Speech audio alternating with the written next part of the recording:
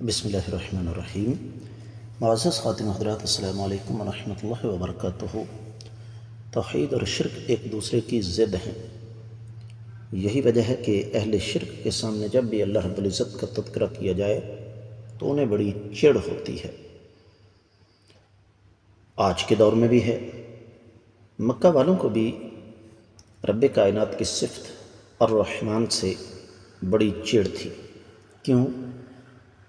یہی ہمارے آج کے قرآن مجید کے سبق کا موضوع ہے۔ آئیے معمول کے مطابق سب سے پہلے آیت مبارکہ کی تلاوت کرتے ہیں۔ اعوذ باللہ السمیع العلیم من الشیطان الرجیم۔ وَإِذَا قِيلَ لَهُمُ اسْجُدُوا لِلرَّحْمَنِ قَالُوا وَمَا الرَّحْمَنُ أَنَسْجُدُ لِمَا تَأْمُرُنَا وَزَادَهُمْ نُفُورًا۔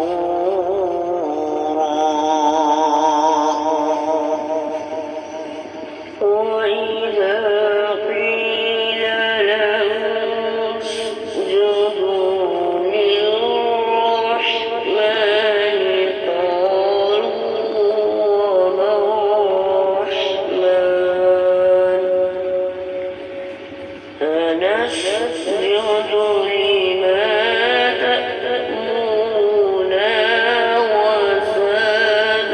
تَأْمُرُنَا وَزَادَهُمْ نفورا۔ معزز خاتم حضرات، رب کائنات کی پاکیزہ کتاب قرآن مجید 19 سورۃ الفرقان آیت مبارکہ ہے 60۔ رب کائنات فرماتے ہیں وَإِذَا، اور جب قیلا کہا گیا لہم ان کے لیے اسجدوا سجدہ کرو للرحمن رحمان کو، قالوا تو انہوں نے جواب دیا وما الرحمن رحمان کیا ہے، انسجد کہ ہم سجدہ کریں، لما اس ذات کو، تأمرنا جس کا آپ ہمیں ہو، جس کو سجدہ کرنے کا آپ ہمیں حکم دیتے ہیں، وزادہم اور اضافہ ہو گیا ان کے نفورا نفرت میں، با محاورہ ترجمہ سماعت فرمائیے گا۔ اور ان سے جب بھی کہا جاتا ہے کہ رحمان کو سجدہ کرو تو جواب دیتے ہیں کہ رحمان کیا ہے، کیا ہم اسے سجدہ کریں جس کا آپ ہمیں حکم دے رہے ہیں؟ اور اس بات نے ان کی نفرت میں مزید اضافہ کر دیا۔ امام ابن کثیر رحمۃ اللہ علیہ اس آیت مبارکہ کی تفسیر کرتے ہوئے پہلی بات ہی یہی فرماتے ہیں کہ ثم قال تعالی منکرا علی المشرکین الذین یسجدون لغیر اللہ من الاصنام والانداد، رب کائنات انکار کرتے ہیں، رد کرتے ہیں ان مشرکین کا جو کہ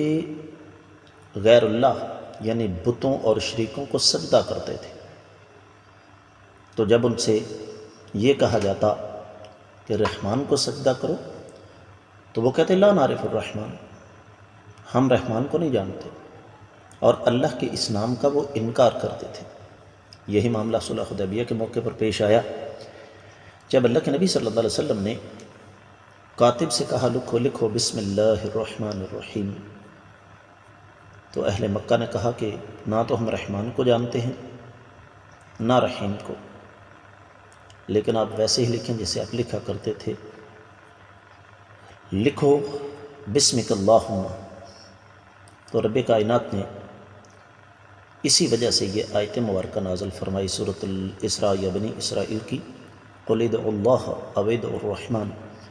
ایما تدعو فلہ الاسماء الحسنى، آپ فرما دیں کہ تم اللہ کو پکارو یا رحمان کو پکارو، تم جس طریقے سے بھی اللہ کو پکارو گے اللہ کے لیے اچھے نام ہیں۔ یعنی رب کائنات اللہ بھی ہیں اور رحمان بھی ہیں۔ تو اہل مکہ کو چونکہ بنیادی طور پر چڑ توحید سے تھی،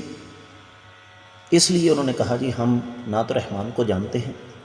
نہ ہم اس کا اقرار کریں گے۔ اور یہ بات بھی یہاں ذہن میں رکھنے والی ہے کہ چونکہ اہل مکہ کو توحید سے چڑ تھی، تو کہنے لگے اس کا مطلب یہ ہوا کہ پھر ہم رحمان کو سجدہ بھی کریں گے،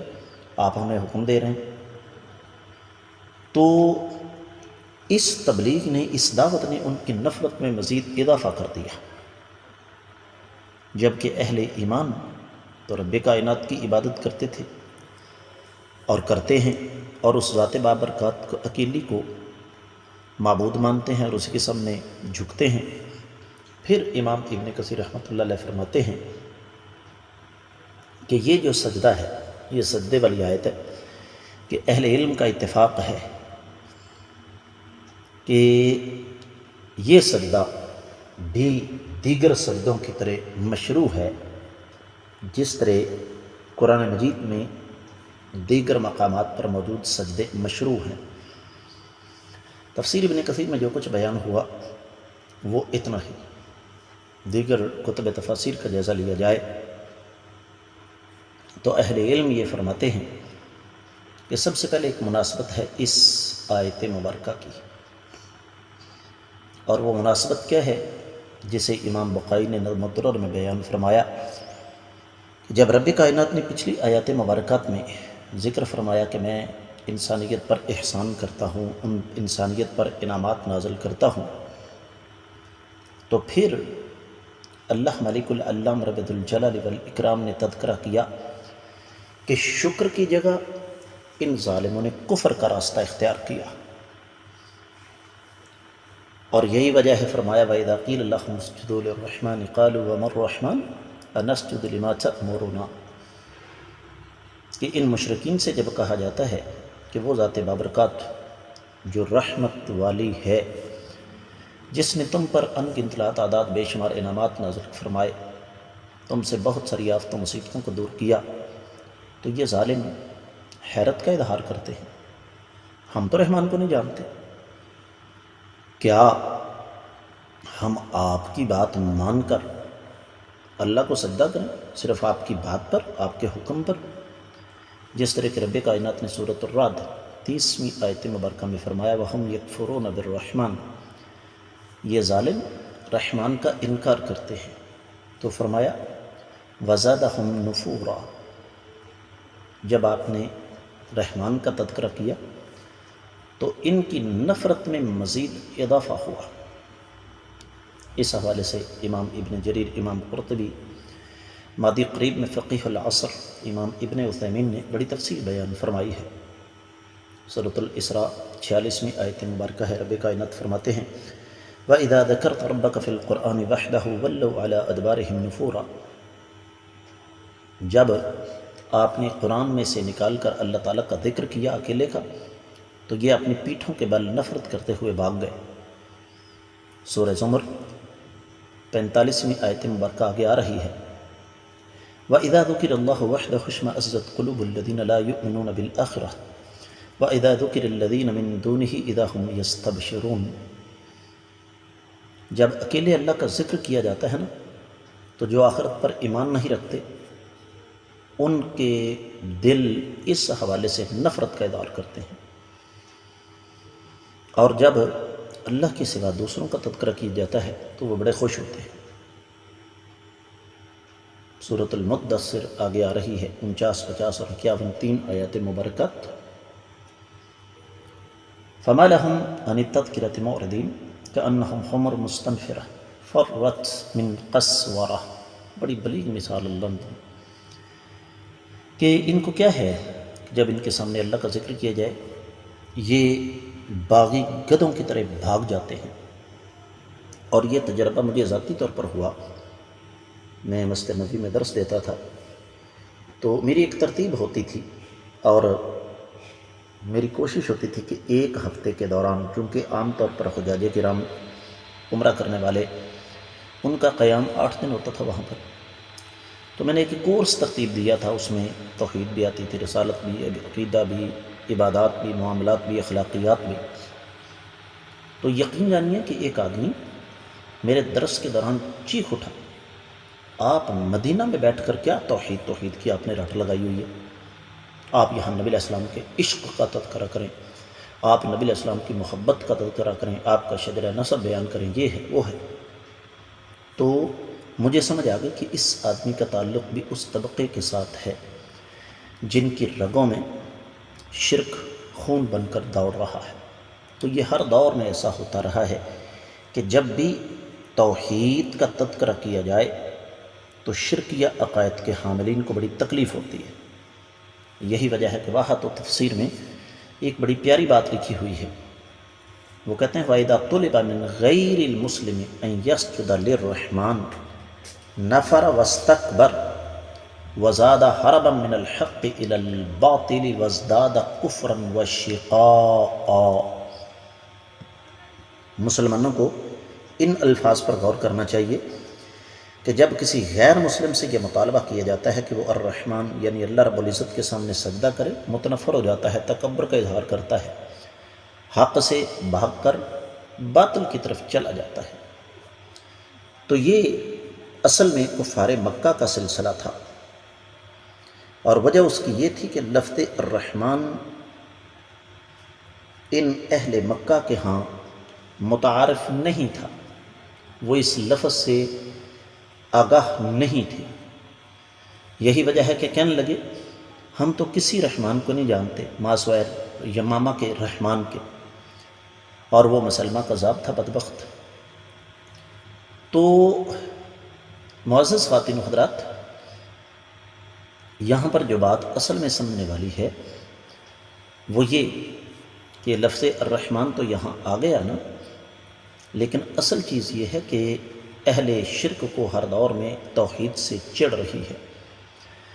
نبی کریم صلی اللہ علیہ وسلم نے سیدنا معاذ بن جبل رضی اللہ تعالیٰ عنہ کو یمن کی طرف بھیجا، صحیح بخاری میں حدیث موجود ہے 1395، صحیح مسلم میں بھی ہے۔ فرمایا سب سے پہلے تم نے وہاں پر لوگوں کو اللہ تعالیٰ کی توحید کی طرف بلانا ہے، اور پھر ان کو سمجھانا ہے کہ محمد صلی اللہ علیہ وآلہ وسلم کے اللہ کے رسول ہیں، ان کی رسالت کی طرف آؤ، اور جب وہ یہ بات تمہاری مان لیں تو پھر ان کو سمجھاؤ کہ اللہ نے ان پر 5 نمازیں دن اور رات میں فرض کی ہیں۔ بات کو اختتام کی طرف لے کر جاتے ہیں معزز خواتین و حضرات کہ ایک چیز آپ کے سامنے آ گئی کہ کسی بھی شرک یا عقیدے کے حامل انسان کی سب سے بڑی پہچان یہ ہے کہ اس کو توحید سے چڑ ہوتی ہے۔ یہ آپ کو ایک ٹیسٹر مل گیا ہے، آپ کو ایک آلہ مل گیا ہے چیک کرنے کا کہ مشرکین کو اللہ تعالیٰ کی توحید سے بڑی چڑ ہوتی ہے، جبکہ حقیقت یہ ہے کہ توحید یہ انسان کو وہ کچھ عطا کرتی ہے جس کا عام حالات میں انسان تصور بھی نہیں کر سکتا۔ یہی وجہ ہے کہ سیدنا نوح علیہ السلام سے لے کر امام الانبیاء محمد رسول اللہ صلی اللہ علیہ وسلم تک تمام انبیاء کی سب سے پہلی دعوت توحید تھی۔ موسیٰ علیہ السلام نے جب فرعون کے سامنے جا کر اللہ تعالیٰ کا تذکرہ کیا کہ انی رسول من رب العالمین، کہ میں تمہارے پاس اللہ تعالیٰ جو کہ تمام جہانوں کے پالنے والے ہیں ان کا بھیجا ہوا رسول ہوں، تو اس نے کہا وما رب العالمین، رب العالمین کون ہے؟ تو یہ ہر دور میں ایسا ہی ہوتا رہا ہے، اور یہی وجہ ہے کہ آج آپ کسی بھی جگہ بیٹھ کر اللہ تعالیٰ کی توحید اور اللہ تعالیٰ کی وحدانیت کا تذکرہ کریں تو شرکیہ عقیدے کے مالک لوگ آپ کو ٹوک دیں گے۔ میں امید کرتا ہوں کہ آپ کو اچھی طرح اس کی سمجھ آ گئی ہوگی۔ اس کے ساتھ ہی آج کے سبق سے اجازت چاہوں گا۔ السلام علیکم ورحمۃ اللہ وبرکاتہ۔